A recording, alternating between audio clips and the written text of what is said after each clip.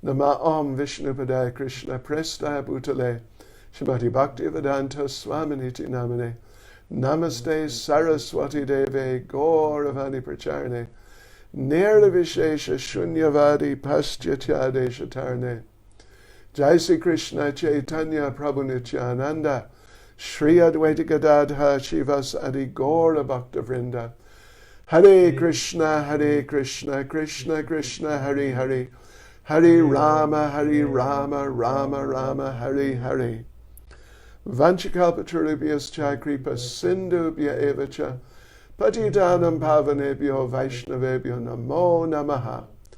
Hare Krishna QnA. Okay, so let's see now. Well, I guess we just begin. We start with the questions. So from Facebook, first of all, it's an interesting question. There's a simple answer to it. Does Vrajadam, with Radhikund, Govardhan Hill, Vrindavan, etc., only exist on the planet Earth, or Krishna goes to other planets, hellish and heavenly planets, to do similar pastimes? I assume you mean that those other hellish and heavenly planets also may have Vrindavan, Govardhan, etc. That's the idea, I suppose. Well, the answer is no. No. Hare Krishna. The answer is no. In each universe, in this universe, there is only one planet which has Vrindavan with Govardhan and Radhikund and Mayapur and so on and so forth. And it is this planet. It is this planet. This is really very specially blessed place to take birth and to have the opportunity to practice Krishna consciousness. It really is. So, but having said that, every universe has a planet, middle level planet, where there is Vrindavan and Radhikund, Govardhan, Mayapur, and so on and so forth, all these places. And Krishna does more or less exactly what he does here on that planet. But having said that also, here on this planet and those other planets in the other universes, Krishna only appears there one time in a day of Brahma, one time in 4,320,000,000 years. So again, it's very rare to have taken birth on this planet. 5,000 years after Lord Krishna, 500 years after Lord Chaitanya. Oh, it is special good fortune, special mercy. Okay, by which fortune does a Gyani come to devotional service? Is it by pious activities or the blessings of a devotee? Essentially, it is by the mercy of the devotees. It's definitely not. Pious activity may help, but it's not a very critical thing, because Lord Chaitanya, particularly now, Lord Chaitanya's Patita Pavana, and he delivers the fallen. So we just have to remember Jagai and Madai. They didn't do any pious activities, zero. But they came to devotional service by mercy, by the mercy of the devotee, Lord Nityananda, who is the Lord, but he's effectively acting and living as a devotee. What is the destination of the devotee whose service is tinged with jnana. The devotee whose service, whose consciousness is tinged with a little impersonalism. Well, I'd say there are two main possibilities. If the tinging is too strong, then the tendency towards impersonalism will lead that devotee to commit offenses and thereby possibly fall down from Krishna consciousness. But if that devotee is not too much tinged with impersonalism, then there will be some strong lessons from Krishna that don't be impersonal. Don't be impersonal. Krishna will give, we say, some wake-up calls. Don't be impersonal. Treat the devotees very nicely. And in that case, the devotee tinged with impersonalism, can progress and become a good devotee. Is it sufficient to associate with the devotees and get their mercy to obtain devotional service? Or must we have a spiritual master before and get his mercy? What? In order to get devotional service? No.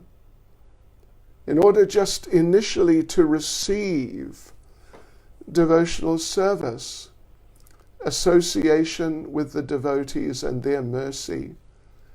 And, spiritual master may be there or may not at that point. I mean, personally getting involved in your life and speaking to you and dealing with you. It depends if there's a spiritual master sort of locally. But otherwise, in general, first one gets some mercy by meeting devotees. And then some interest arises. We talked about this some days ago. Some interest arises. And this is called the stage of Shraddha, which literally means faith. But in the very early stage of faith, then it's not really like faith, I believe it. But it's more just like interest that, oh yeah, okay, let me go see what's going on at the Hare Krishna temple. Yeah. And then one goes and associates with the devotees, and through their association, one becomes stimulated to become a devotee. I mean, like I said, that the spirit, they will undoubtedly tell you about the spiritual master. But in terms of really connecting with the spiritual master and developing a relationship, well, that's usually little bit further down the path. I mean, one definitely doesn't have to accept a spiritual master like I have a spiritual master now. I'm like a disciple. Before one starts rendering devotional service at all. That's not right. How does the Gyani connect his knowledge with the devotional service of Krishna? Is it by spreading Krishna consciousness? I would say it is by the spreading of Krishna consciousness. How does the Gyani connect his knowledge with devotional service to Krishna? Well, it's the same idea we've already now, in a couple of questions, couple of the answers to the questions we've addressed, that first comes the connection with the devotees. So Gyanis, karmis, sometimes atheists, if they're not too sort of envious, but all sorts of non-devotees, whatever sort of non-devotee you can think of, as long as they're not too envious of Krishna, then when they get the association of devotees, then they start connecting with Krishna, at least if they're fortunate. Some of them get some association and they think, this is not for me, and they go away. But a sincere Gyani who really wants to understand what is life and what is the goal, and particularly who is God, what is God, how to develop a relationship with Him. So such a Gyani, if or when they get the association of devotees, they become devotees, If they meet devotees, if they get the association of devotees who are spreading Krishna consciousness. Spreading was mentioned in the question. I said that Lord Chaitanya found Radhikund, which was a small kund. Is this the same kund that Radharani dug with her bangle, which is also referred to as Kanchan kund? More or less, maybe not exactly, but it's in the place. It's in the place. When they first, Raghunath Das Goswami, Lord Chaitanya discovered Radhikund Shamakund and told Raghunath Das, go there, develop this place, and some other places, but particularly go to Radhikund, develop Radhikund. So first of all, Raghunath Das Goswami excavated that part where the pond was that Lord Chaitanya found of Radhikund. So first of all they excavated that, but then they excavated a lot. So it was just like the first step in the excavation, and it's more specifically where Lord Chaitanya found the kunds, which may be exactly the same place as where Radharani dug and where Krishna struck the ground with his heel. Okay.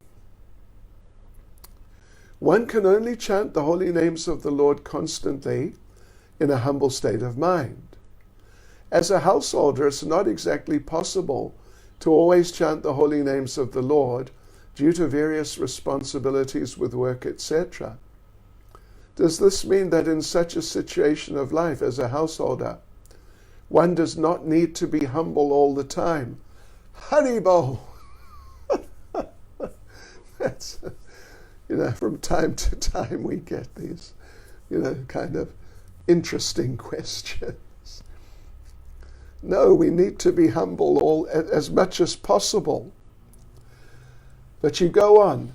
How can one be humble when one needs to, for example, point out someone's fault or call someone out on some nonsense or prevent getting cheated in business, etc.?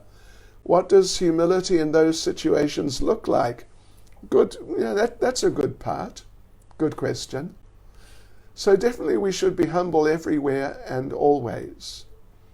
But that doesn't mean that we just let people, as they say, walk over the top of us, use us as a doormat, sometimes they say. That sort of idea. Humility, and we explained this already a few days ago, that humility, really the essence of humility is to do one's service wholeheartedly, without reservation, whether it suits you or whether it doesn't suit you. And then, so now you're going to do your service, your prescribed duty. So then you need to do it in ways which are effective. which will vary depending on the service. Like Arjuna, he didn't want to fight. But Krishna, anyway, we all know the story. Krishna preached to him, and he agreed to fight, and he fought. So what does it mean? It means that he became humble enough to accept the order of Krishna and accept it as his duty. And then he carried out that order in ways which were effective. And when you're fighting, particularly hand to hand, and everyone's on top of each other and cutting each other to pieces and all that, then you don't try to be humble in a certain sense of the term. Meaning, in that sense, like, oh, Hare Krishna, you're such a wonderful person, and I'm not. But it means you do your duty. You accept your duty. And you're not so proud as to think, why should I do what Krishna wants? In other words, Arjuna's problem in the beginning of Bhagavad Gita was partly could be seen from the perspective of pride. He wouldn't do what Krishna wanted. Krishna told him to do it. And initially he said, no, I'm not going to. Yeah. That was pride.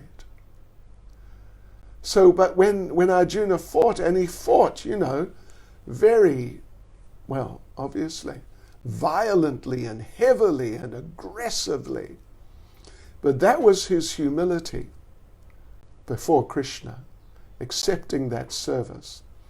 Like someone who's on book distribution, they have to go for the people and really, stop the people and speak to the people. They don't just stand at the side like, would you like a book, please? Something like that. So it depends on the particular service, what the humility will look like. But in principle, it'll look like that you do what needs to be done to get the service done as effectively as possible in Krishna consciousness. Yeah. Okay. If the highest devotional service is in separation, should our prayer be to serve in separation instead of praying to return to Goloka, where we may serve the Lord in his presence? Or should our prayer be to return to Goloka, but serve in separation? Well, it's an interesting question. Our prayer really should be that whatever Krishna wants of me, whatever service Krishna wants me to do, he is my Lord, I will do it.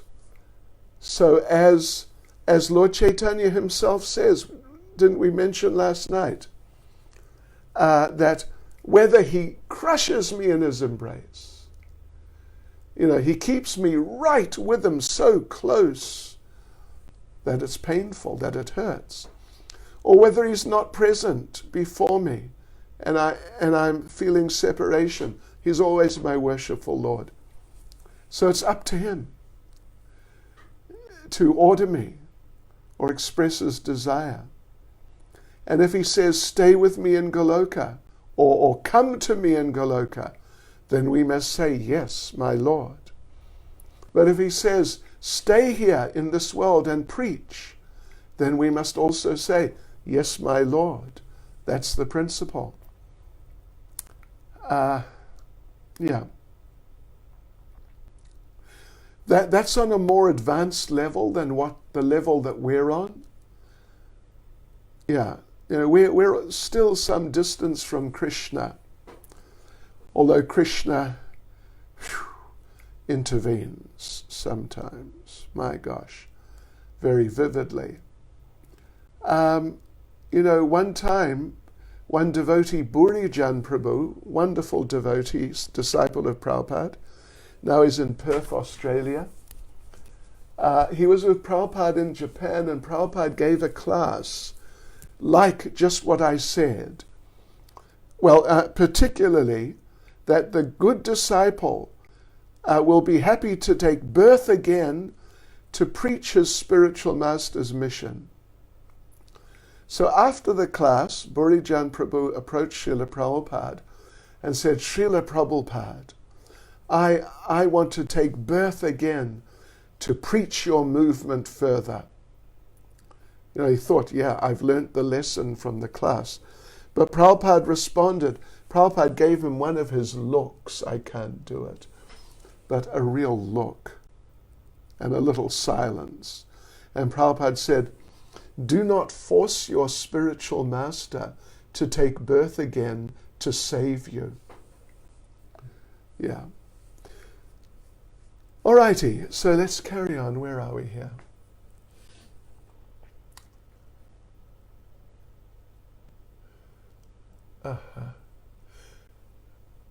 Oh, okay. Today in lecture on Bhagavad Gita, we spoke about a donkey that pulls a large load and goes for a carrot, not noticing grass around. How not to be such a donkey at work? Well, that's a good question. Very practical. You know, first step, you got to chant.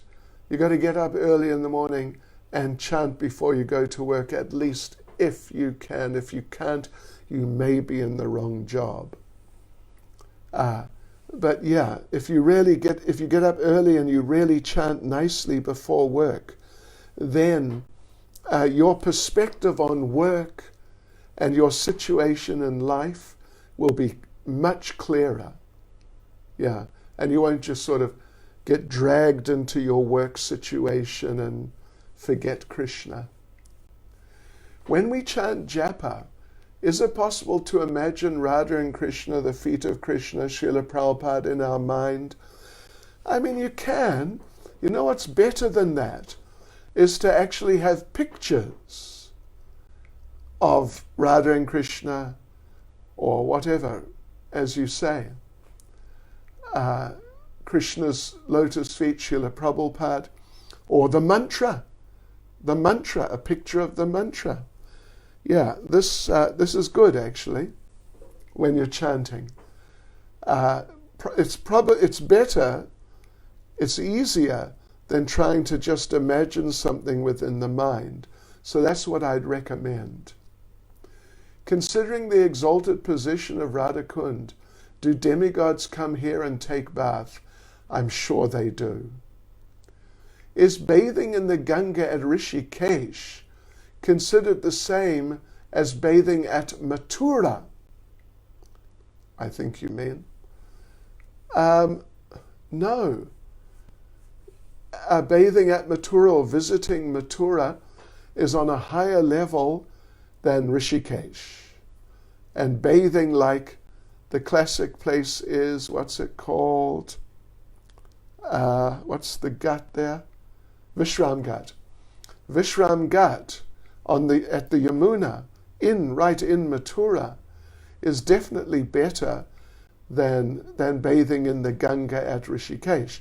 Although bathing in the Ganga at Rishikesh is very nice, but we're just talking about very nice and even nicer, even much nicer. Is it true that karma is being spent on the heavenly planets and new karma is not being incurred? Does it mean that from the heavenly planets you can't get to the spiritual world? Are there no devotees on those planets? Yes, well, generally, to a much greater extent, people are using up their already existing karma if they're living on the heavenly planets. And they're not really incurring so much new karma. They're incurring some, but they're burning up much more than they are acquiring new. And it is possible to go from the heavenly planets to the spiritual world, but it's rare. It's very rare. Therefore, in the Bhagavatam, there's a verse that the residents of the heavenly planets are praying to take birth on earth, here, where Krishna appears, where Lord Chaitanya appears. It's a very special place. They're praying to take birth here because it's easier to go back to Godhead from here than on the heavenly planets. But there are definitely devotees on those planets. In fact, basically everyone there is a devotee, but many of them are not very advanced devotees. What happens if a person was paying obeisances at Radhikund, and this is a good one. This is a goodie. You'll like this one. What happens if a person was paying obeisances at Radhikund and accidentally slipped and fell in completely? Was this because of offense? Well, I think it was because of Krishna's mercy. Or Radharani's mercy. I think it's more like that. I don't think it was because of offense. Are the yagyas, fire sacrifices we sometimes perform, part of karma kandya? Why and for what purpose do we do such yagyas? If the only yagya in this age is Sankirtan yagya, they're not part of karma kandya. They are transcendental.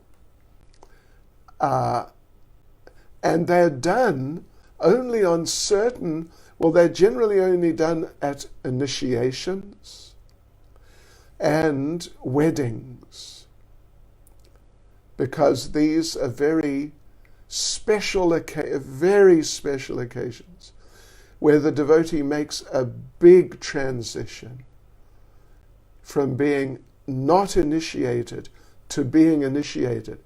Big transition. Then from being not married to being married, big transition. So therefore they're done just to help sort of imprint on the devotees' minds the significance of the change that's happening in their lives. And because our previous acharyas did them, we do them. It's something from Treta Yuga. But bear in mind, deity worship is something from Dwapara Yuga. But we do it. And all our acharyas did deity worship. And Prabhupada was very strong on installing deity worship in ISKCON.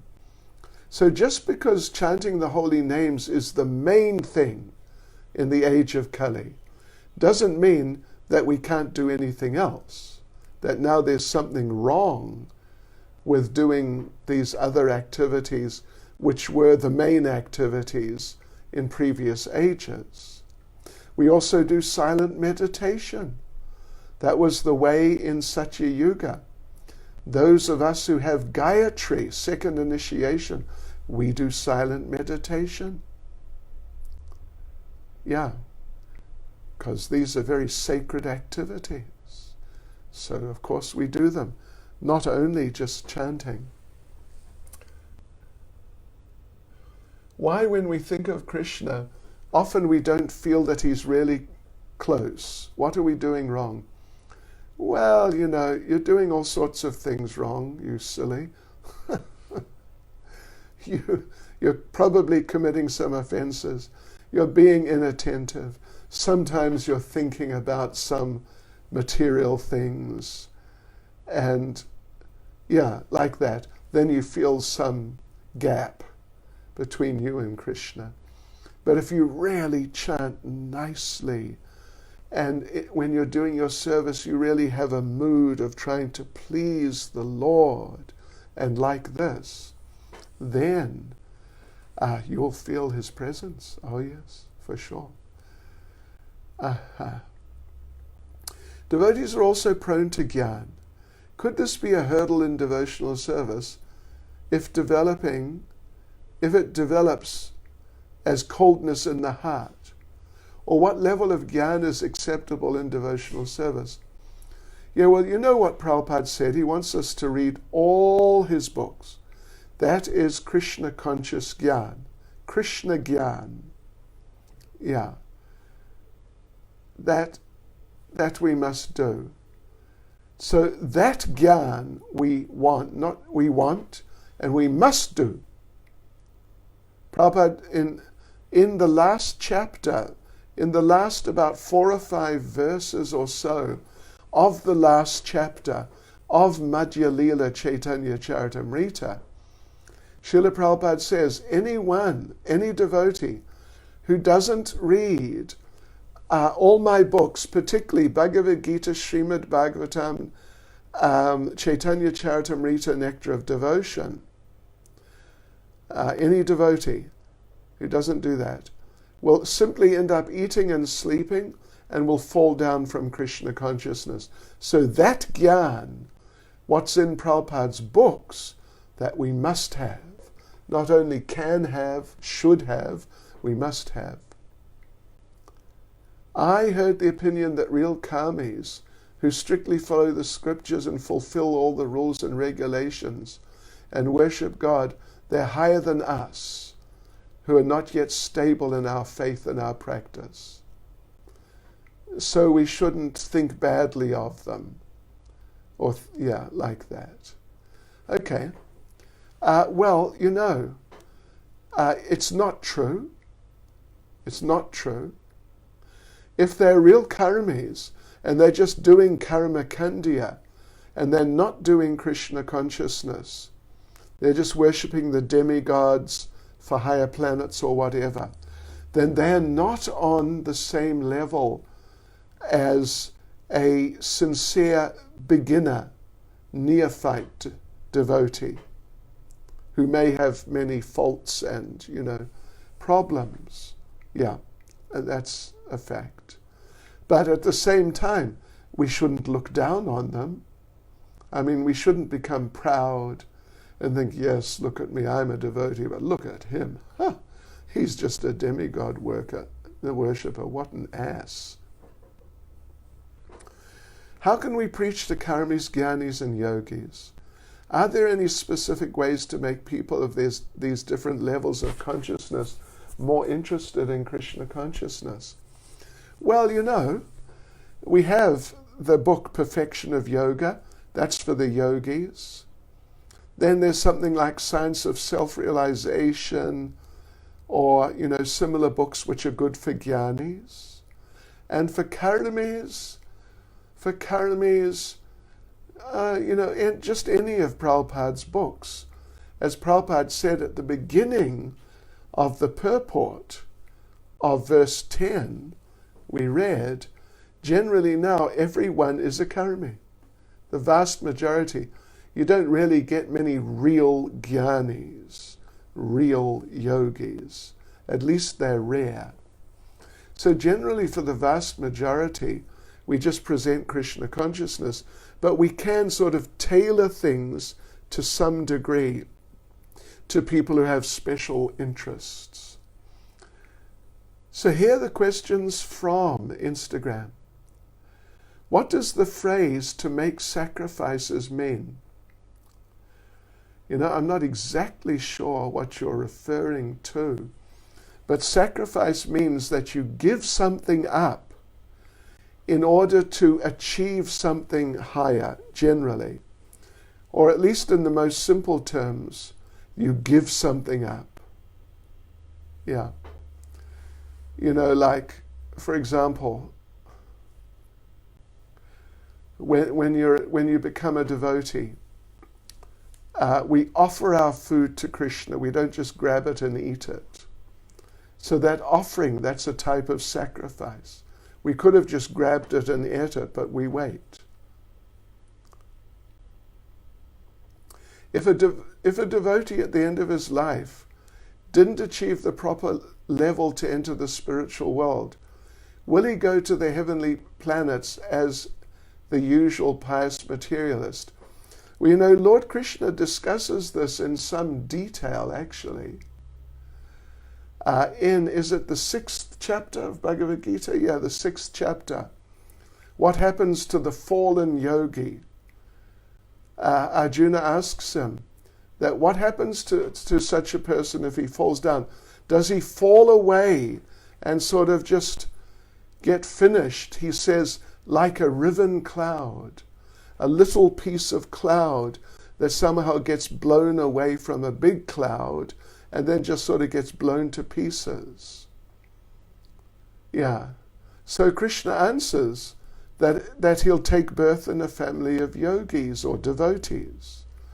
And gradually, maybe in that life, or maybe it'll take a few lives, by Krishna's arrangement, he'll get more and more engaged in Krishna consciousness until finally a very strong attraction arises, and then he'll go back to Godhead. Can a jiva refuse to be born on the heavenly planets, but rather, if you refuse, the opposite of refusing is demanding. Demand to be born in a Brahmin's family on earth. Or does a jiva have such a choice or not? You don't really get such a choice, devotees. People higher up, they decide. And you can't really say to them, hey, hang on a minute, hang on a minute, mate. There's a famous book in New Zealand. If I don't know if any of you are from New Zealand, but if you are, you should read it, by Barry Crump, called Hang On a Minute, Mate. And it's so funny. People are trying to do all different things. And say, hang on a minute, mate. So you can't say, hang on a minute, mate, Yamaraj. I don't want to go there. I want to go somewhere else. You will find yourself born in whatever the place is that they feel is best for you. Is it spiritual progress if a person couldn't get rid of material lust by trying to get a higher taste, but could do by means of making strong efforts to give up lust? Well, you know what Rupa Goswami said, we mentioned the other day, Yena kena prakarena mana Krishna naveshayat. Whatever it takes, if it takes doing this, if it takes doing that, if it takes doing something else to remember Krishna, whatever it takes, just do it. So similarly, whatever way you can get free from lust, just do it. But if you are becoming free from lust, you'll start developing a higher taste. Yeah, you will start developing a higher taste. What's the difference between realizing that we're not these bodies, but eternal souls, and the theoretical knowledge about this? Okay, yeah. Well, the realization, the beginning of realization, as distinct from just, a mental thing like, oh, that's interesting. The beginning of realization is you start to act as a spirit soul. That's the beginning of realization.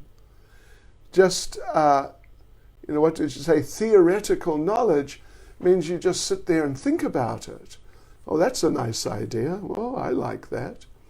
But realization means now you do it. Yeah. So, we're all eternal spirit souls, eternal servants of Krishna, and the beginning of realization means that we live like that. We take up the life of devotional service. That's the beginning of realization. The end of realization, or the perfection, is when you meet Krishna face to face, when you're in your spiritual body, ready to go back to Godhead. Can Radhikund change its sizes by transcendental ways? If plenty of elevated devotees would go to live at Radhikund, will it get bigger? Haribol. That's another interesting question. I don't really think so, frankly, but I don't think you need to worry about it. I think it's just an unnecessary concern. When you're old, when you are old, and that you could possibly go and stay in such a place, as long as you have some real mission there, some real service in Prabhupada's movement there. So I would worry more about coming to that point of elevated Krishna consciousness, rather than worrying about what's going to be the effect on Radhikund if you go there. Is Radhikund going to sort of explode or overflow or something? Does sadhana bhakti guarantee a devotee achievement of the higher level of spontaneous love for Krishna? Or a devotee can stay on one of the stages of spiritual life for many years without progress? Okay. Yeah, well, it depends on the devotee. If you're serious about Krishna consciousness, if you really try to chant without offenses as much as you can and serve nicely from the heart, you will make progress. Krishna will give you mercy. But if you commit offenses, we read that verse the other night, it was actually maybe a couple of weeks ago now. Bahu janma kariyadi shravana kirtana. How does it go? Anyway, that's the first line. That if a devotee commits offenses regularly while chanting Hare Krishna, then it will take hundreds of births to achieve the love for Krishna, which is the goal of the chanting. So if a devotee commits offenses, or if they just, they're not serious, then it'll take longer. Definitely. But otherwise, if they follow sadhana bhakti nicely, it's guaranteed they'll go back to Godhead. How to learn to be concentrated on the Lord and always remember Him. The first part of that is to chant 16 rounds a day, preferably early in the morning. It really is. There's a verse spoken by Lord Krishna in Bhagavad Gita, chapter 8, what is it, verse 5? Yam yam vapi, what is it? Yam yam Vapi? smaram Bhavam yagyante Dajatyante Kalevaram. Anyway, I forget exactly. I do know. Yeah, anyone who remembers me at the time of death will achieve me. It's chapter 8, verse 5. You can look it up. In the purport, Prabhupada says, the best way to develop remembrance of Krishna is chant Hare Krishna. I think a couple of times in the purport he says that. How to learn to tell intimate things to the senior devotee. Well, I'm not sure exactly what you mean, but do you mean how to get courage to tell rather than just, sort of be in your head? First of all, you should find a senior devotee who you can really, who you really have some faith in, and who you really see who deals with you nicely, is very mature and sober, and not just gonna, just go around telling people whatever intimate things you have told him or her. So first of all, you need to check the person. And once you've checked the person sufficiently, nicely, as far as you can see, then try telling the person something important, but not too, subtle or intimate. and just see how it goes. It's a trial run almost. Yeah, not some question which isn't important, which you don't need an answer for. Some question which is important to you. But just something to start developing the relationship of you as the inquirer and that other devotee as the one who receives your inquiries and responds to your inquiries. Well, devotees, Hare Krishna. There we go. There we go. Thank you all very much. Srila Prabhupada Ki Jai.